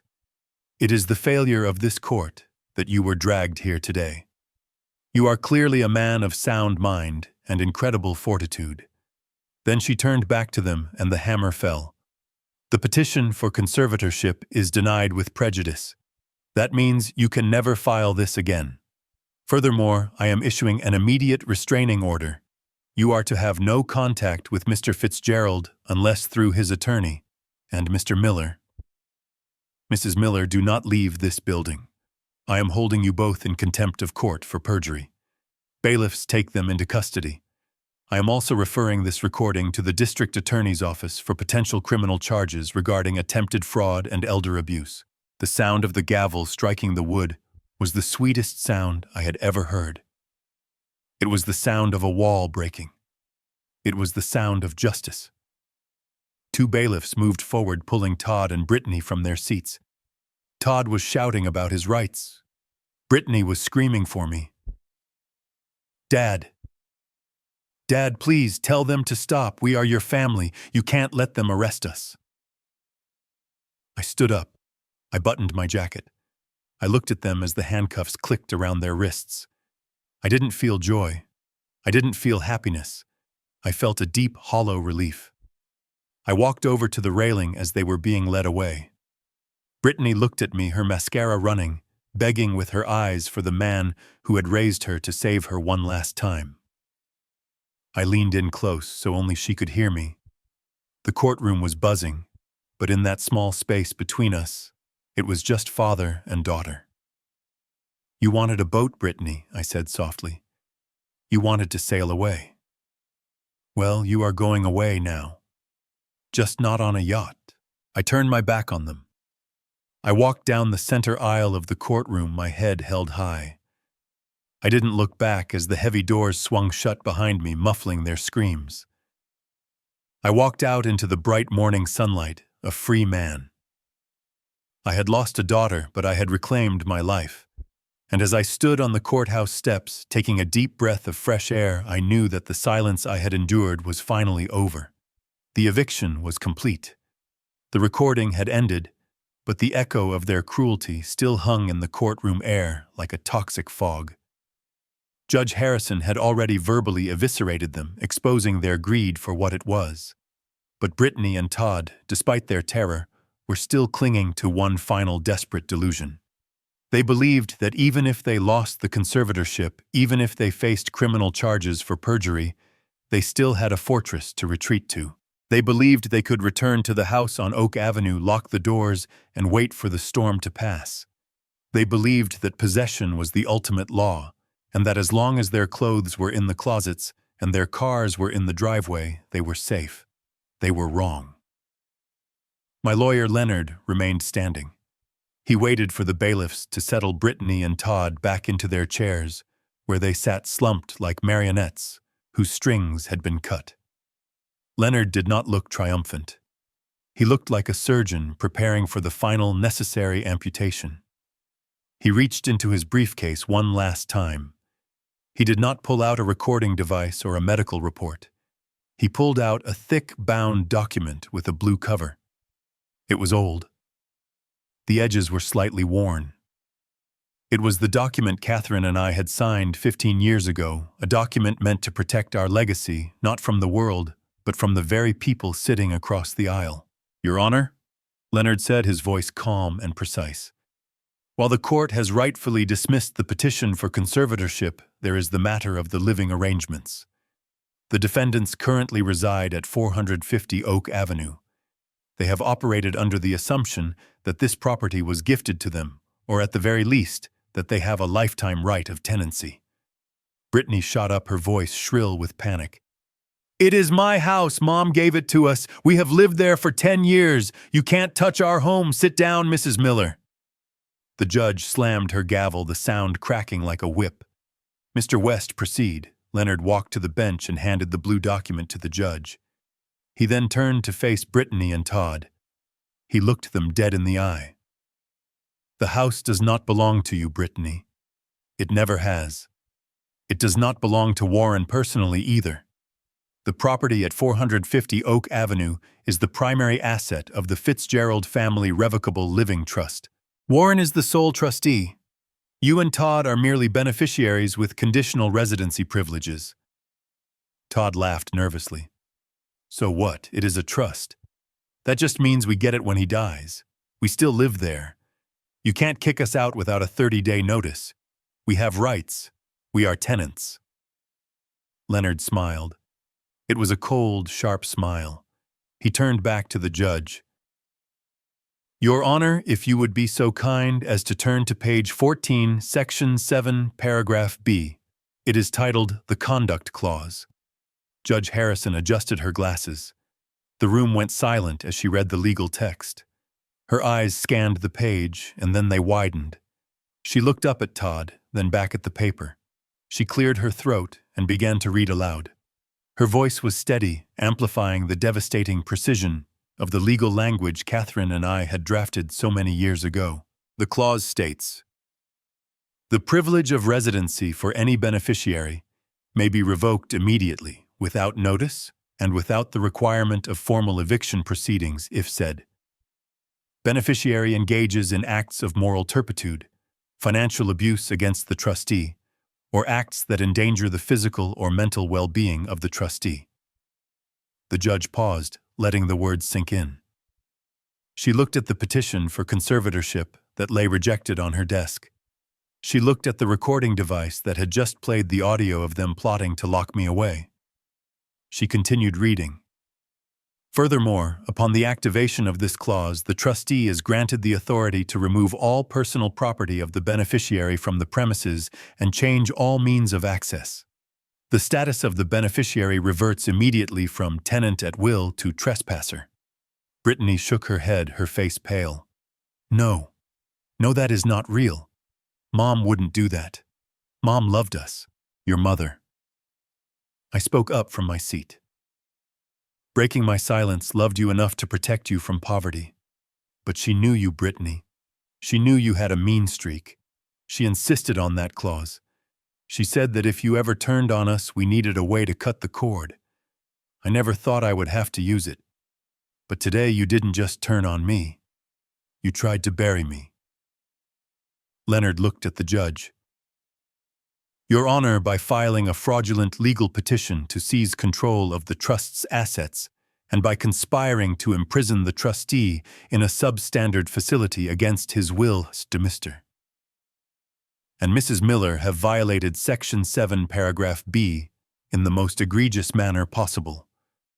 We are asking the court to enforce the terms of the trust immediately. We are asking for an immediate order of eviction." Gary, their lawyer, tried to stand up. "Your Honor, this is highly irregular. My clients have children. They have nowhere to go. You cannot simply put a family on the street based on a clause in a trust document. We need time. We need a hearing." Judge Harrison looked at Gary with eyes like flint. "Mr. Counsel, your clients just tried to put this man on the street. They tried to put him in a place they described as smelling of bleach and boiled cabbage. They did not care about his displacement. They did not care about his comfort. Equity is a two-way street." She grabbed her pen. She didn't hesitate. She signed the order Leonard had prepared. The scratching of the pen against the paper was the sound of their world collapsing. "I am upholding the terms of the trust," Judge Harrison declared. "The violation is clear. The abuse is documented. Mr. Fitzgerald, as trustee, has the absolute right to secure the assets of the trust. She handed the signed order to the bailiff, who brought it to Leonard. The judge looked down at Brittany and Todd. "The order is effective immediately," she said. "That means right now. That means you do not go home to pack. That means you do not go home to sleep. You are legally trespassing on trust property as of this moment.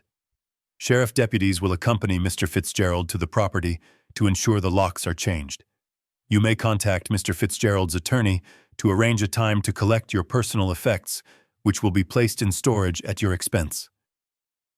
Todd stood up, his face turning a dangerous shade of red. "This is illegal. You can't do this. I put money into that house. I built the gym. You destroyed a bedroom to build a gym using stolen credit," Leonard corrected him.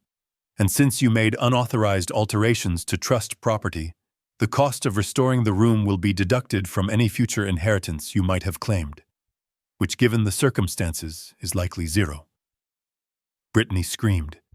It was a primal sound of total loss. "My clothes. My jewelry. Leo. What about Leo?" "Leo is a minor," the judge said softly. "And from what I understand, he is the only one in your household who acted with integrity. Mr. Fitzgerald, what is your intention regarding your grandson?" I stood up. I looked at Brittany, who was crumbling into a heap on the floor. "Leo is welcome to stay at the house with me," I said. "Or he can stay with his parents if they find suitable housing. That is his choice. But he will not be homeless. I have already set up a separate trust for his education. He is safe." The judge nodded. Case closed. She banged the gavel one last time. It was over. The legal war was finished. I had walked in as a victim, a man they thought they could crush. I was walking out as the owner of my destiny. The house was mine. The money was mine. And most importantly, my dignity was mine. I walked past them. Todd was arguing with the bailiff, trying to explain that he needed to get his laptop. Brittany was weeping into her hands. I didn't stop. I didn't gloat. I simply walked out of the courtroom doors, Leonard beside me. Leonard handed me the court order. It was heavy, embossed with the seal of the state. It was the key to my house, the real key, not the brass one I had left on the table.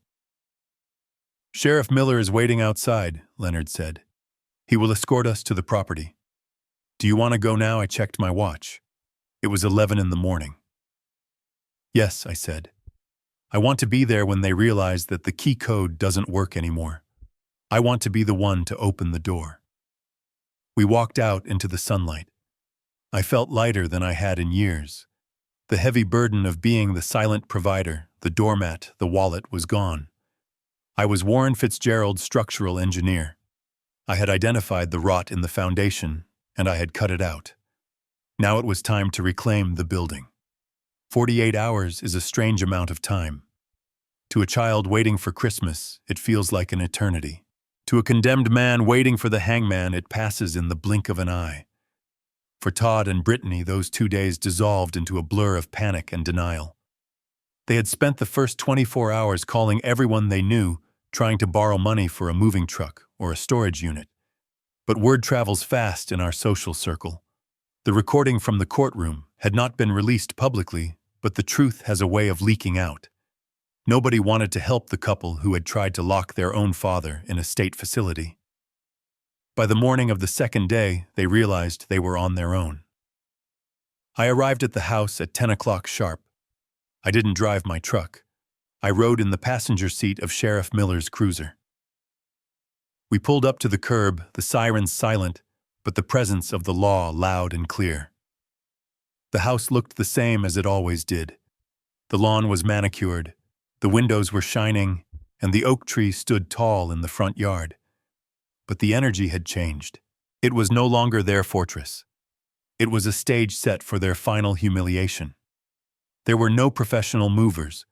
There was no large box truck with uniformed men carefully wrapping furniture in bubble wrap. There was just Todd's sedan, the old one he had been forced to rent after his luxury car was repossessed, parked haphazardly on the grass. And there were the bags. Because they couldn't afford boxes and tape, they had resorted to the most indignity of all. They were packing their lives into heavy-duty black plastic contractor bags, the kind you use for yard waste, the kind you use for trash. I stood by the sheriff's car, leaning against the hood, my arms crossed. I didn't say a word. I didn't have to. The sheriff walked up to the front door and knocked. It wasn't a request. It was a notification that time was up. The door opened and Todd stepped out. He looked 10 years older than he had in the courtroom. His face was unshaven, his eyes bloodshot. He looked at me, then at the sheriff, and finally at the empty driveway. "We are not done yet," Todd muttered, his voice lacking its usual arrogance. "We have too much stuff. We need more time." The sheriff checked his watch. "The court order says immediate possession, Mr. Miller. You have had 2 days. Anything left inside after 12 o'clock becomes the property of the trust. I suggest you hurry." What followed was a spectacle that the neighborhood would talk about for decades. Brittany came out dragging a bag that was splitting at the seams. Through the black plastic, I could see the flash of red silk. It was a designer evening gown, one she had bought with my money for a gala last year. Now it was being dragged across the concrete driveway like garbage. She wasn't crying anymore. She was in a state of shock, moving robotically. She saw me standing there, but her eyes slid past me. I think the shame was too great for her to focus on the architect of her downfall. They ran back and forth, a frantic, sweating bucket brigade of 2. They carried armfuls of designer shoes that kept dropping onto the lawn. They wrestled with an oversized espresso machine, the cord trailing behind them, tripping Todd as he tried to shove it into the back seat of the rental car. The trunk was already full. The back seat was full. They were running out of space, and they hadn't even cleared the master bedroom. The neighborhood had noticed. At first it was just a few curtains twitching. Then Mrs. Higgins from across the street came out to water her petunias, even though it had rained that morning. Then the Johnson family 2 doors down decided it was the perfect time to wash their car. Within 20 minutes, there was a silent audience lining the street. These were the people Todd had bragged to at block parties. These were the women Brittany had looked down upon because their cars weren't new enough. Now those same people stood watching as the illusion of the Miller family success was stuffed into garbage bags. I heard the whispers carried on the breeze. "Is that the sheriff? I heard they got evicted. I heard they tried to steal the old man's money. Look at that, is she packing her fur coat in a trash bag?" The humiliation was tangible. It hung in the air, thick and suffocating. Todd could feel it. He kept his head down, refusing to make eye contact with the neighbors he had once tried so hard to impress. Every time a bag ripped, spilling their expensive possessions onto the dirty ground, a little more of his ego died. At 11:45, the sheriff stepped forward. 15 minutes, folks," he called out. Brittany stopped. She was standing in the middle of the driveway, holding a ceramic vase. She looked at the car, which was packed to the roof. There was no more room. She looked at the front door of the house, where piles of clothes and electronics still sat in the hallway. Then she looked at the vase in her hands. It was pointless. She couldn't take it all. She let the vase drop. It shattered on the driveway, the sound sharp and final. She didn't even flinch. She just turned around and walked to the car, climbing into the passenger seat and slamming the door. She was done. Todd made one last trip. He tried to grab his set of golf clubs. He pulled them halfway out the door, then realized he had nowhere to put them. He stood there for a long moment, holding the clubs, looking at me. I wondered if he was going to say something. Maybe an apology. Maybe a curse. But he just let go of the handle. The bag fell over with a clatter. He turned and walked to the car. He started the engine. The cheap rental car sputtered before coming to life. He backed out of the driveway, avoiding the shattered vase, avoiding my gaze. As they drove down the street, passing the neighbors, who were watching with a mixture of pity and satisfaction, I saw Brittany's silhouette in the window. She wasn't looking back. She was staring straight ahead into a future that was going to be very different from the one she had planned. The sheriff turned to me. "The house is yours, Mr. Fitzgerald. Do you want to do a walkthrough?" I looked at the house. The front door was wide open. Trash bags were strewn across the porch. It looked like a war zone. "No," I said. "Not yet. First I need to change the locks." I walked up the driveway past the remnants of their life. I stepped onto the porch and closed the front door. The latch clicked. It was a solid, heavy sound. The silence returned to Oak Avenue. The neighbors slowly went back inside their show over. I stood alone on the porch of my home. It was empty. It was messy. But for the first time in years, it was clean. The trunk of their rental car was tied down with a bungee cord because it would not close over the pile of garbage bags. Todd was already in the driver's seat, staring blankly at the steering wheel, his spirit completely broken. He couldn't even bring himself to look at me. But Brittany was not ready to let go. As the reality of her situation finally crashed down upon her, the arrogance that had defined her for years evaporated, leaving behind a terrified child. She looked at the house, the imposing structure she had treated as her birthright, and then she looked at me. I was standing by the sheriff's cruiser, my arms crossed, watching the final moments of their occupation. She ran across the lawn. Her heels sank into the grass, making her stumble, but she didn't stop. She reached out and grabbed the sleeve of my jacket. Her hands were shaking violently. Her face was a ruin of smeared makeup and tears. "Daddy," she choked out. The word hung in the air, heavy with a history we could never return to. It had been years since she called me that. Usually it was father, or just hey, or sometimes when she was angry, old man. But now, facing the abyss of poverty and homelessness, she reverted to the only currency she had left. "Daddy, please," she begged, her voice rising in hysteria. "You can't do this. I am your daughter. I am your little girl. We made a mistake. I know we made a mistake. But you can't throw us out on the street like dogs. Where will we go? What will people say?" I looked down at her hand, gripping my sleeve. I didn't pull away. I didn't shove her. I simply looked at her fingers, the same fingers that had signed a legal affidavit, declaring me insane just 48 hours ago. I looked into her eyes. I searched for the daughter I had raised, the one I had taught to ride a bike, the one I had comforted when she scraped her knee. But I couldn't find her. I only saw a stranger who looked like her. I saw a woman who had weighed my life against a yacht and found me wanting. The anger I had felt in the courtroom was gone. The rage that had fueled my fight was gone. In its place was a deep, hollow pity. It is a terrible thing for a parent to pity their child, because pity requires distance. You pity a wounded animal on the side of the road, but you do not take it home. "I am sorry, Brittany," I said. My voice was soft, barely louder than the wind rustling the oak leaves. But I was not apologizing for my actions. I was apologizing for the tragedy of who she had become. She sobbed louder, clinging to me now. "I will change, Dad. I promise. I will take care of you. I will fire the lawyer. Just let us stay. Just give us one more chance. We are family. Blood is thicker than water. Remember. You always taught me that." I gently removed her hand from my arm. I took a step back, creating a physical boundary that matched the emotional one. "I did teach you that," I replied, "but you forgot the rest of the saying.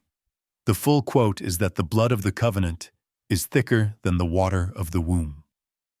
The bonds we choose are stronger than the ones we are born into. You chose your bond, Brittany. You chose greed. You chose betrayal. You broke the covenant." She shook her head, desperate, refusing to listen. No, don't say that. I was just stressed. I didn't mean it when I told you to shut up at dinner. I was just tired." I looked at her one last time. I wanted to remember this moment, not with triumph, but with clarity. I wanted to remember why I had to do this so I would never waver in the future. You told me to shut up, Brittany, I said, my voice steady and final. You told me that nobody cares about me. You told me I was just a guest in your world. You wanted my silence. You wanted me to be a ghost, a checkbook without a voice. Well, my dear, I am finally giving you exactly what you asked for. Her eyes widened as she realized what I was saying. She stopped crying. She held her breath. I am doing what you told me to do, I continued. I am shutting up. This is the last time you will ever hear my voice. My silence is not a punishment for a moment of anger. It is a permanent state of affairs. From this moment on, as far as you are concerned, I do not exist. I turned away from her. The movement was simple, but it felt like severing a limb. I walked to the sheriff's car. I could hear her gasping behind me, a sound of pure shock. She didn't chase me this time. She knew it was over. The wall I had built was invisible, but it was impenetrable. I opened the car door and slid into the passenger seat. Leonard was already in the back. Sheriff Miller started the engine. As we pulled away from the curb, I looked into the side mirror. Brittany was standing alone in the middle of the driveway, surrounded by black trash bags, a queen of a kingdom of garbage. She looked small. She looked lost. She looked like a lesson that had been learned too late.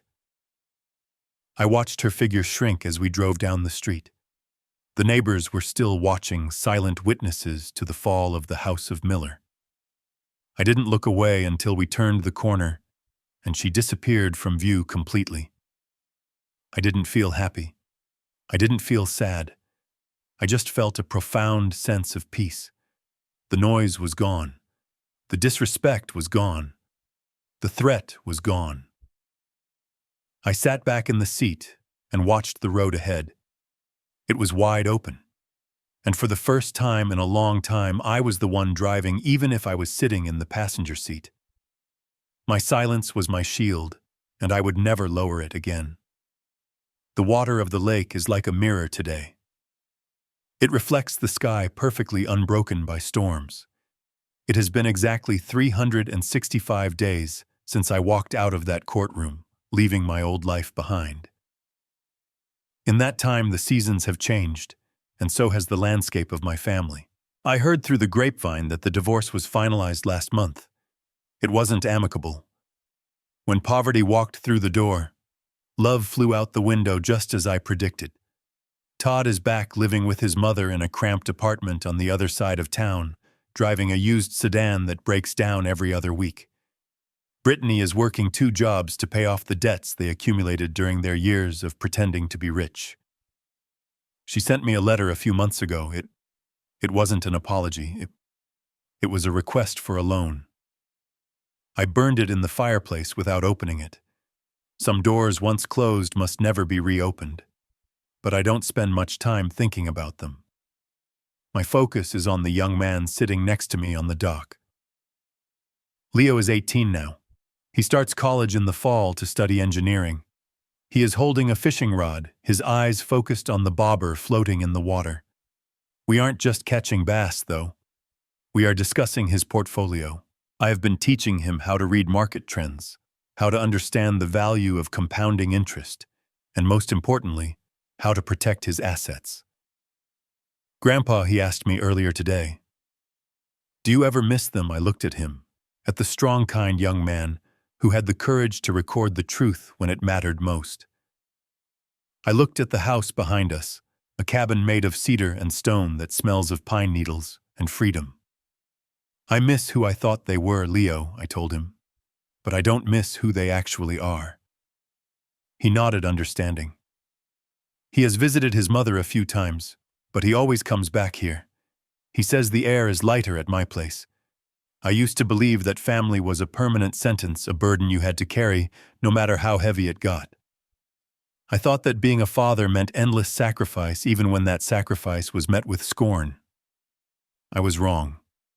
Family is a garden. You have to water the flowers, but you also have to pull the weeds.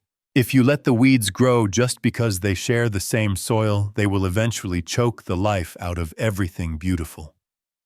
I have realized that family is not defined by whose blood runs in your veins.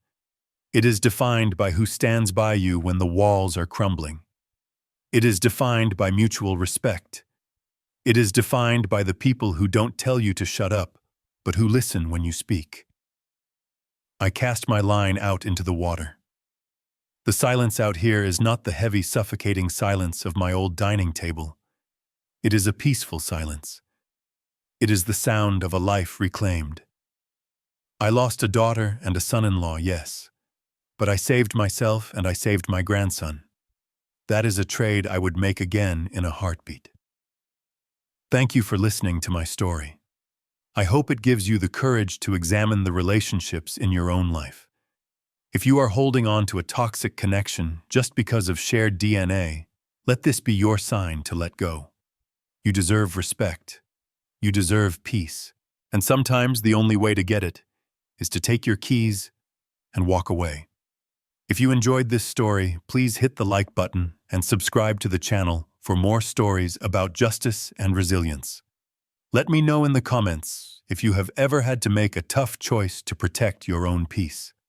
Until next time, remember that your dignity is the most valuable asset you own. Never let anyone take it from you.